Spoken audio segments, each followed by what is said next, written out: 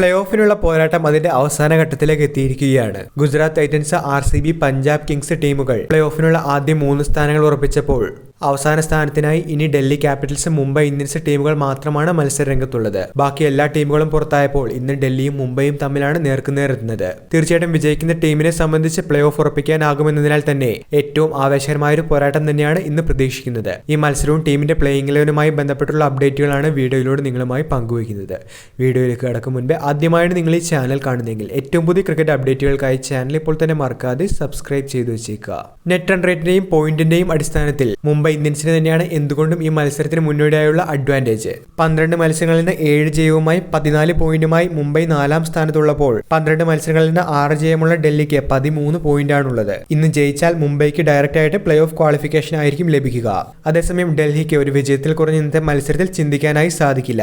കാരണം ഇനിയുള്ള 2 മത്സരങ്ങൾ വിജയിച്ചാൽ ഡൽഹി ക്യാപിറ്റൽസിന് 17 പോയിന്റ് ആയിരിക്കും ലഭിക്കുക. ഇന്ന് മുംബൈക്കെതിരെ വിജയം നേടിയാൽ ഒരു അഡ്വാൻറ്റേജ് ലഭിക്കുമെന്നതൊഴിച്ചാൽ അടുത്ത മത്സരത്തിലും ഡൽഹിക്ക് വിജയിക്കേണ്ടതായി തന്നെയുണ്ട്. അതേസമയം 14 പോയിന്റിലുമുപരി പോസിറ്റീവ് നെറ്റ് റൺ റേറ്റ് തന്നെയാണ് മുംബൈ ഇന്ത്യൻസിന് ഇവിടെ കരുത്തായി മാറുന്നത്.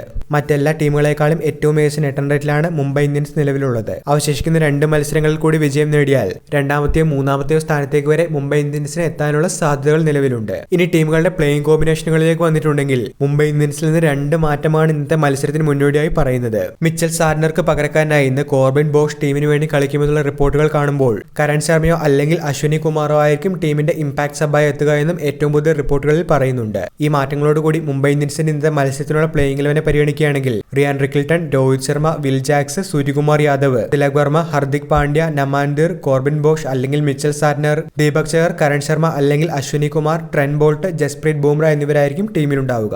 നിർണായക മത്സരത്തിന് ഇറങ്ങുമ്പോൾ ഡൽഹി ക്യാപിറ്റൽസിന്റെ പ്ലേയിങ് ഇലവനിൽ നിന്നും ഒരു അപ്ഡേറ്റ് പറയുന്നുണ്ട്.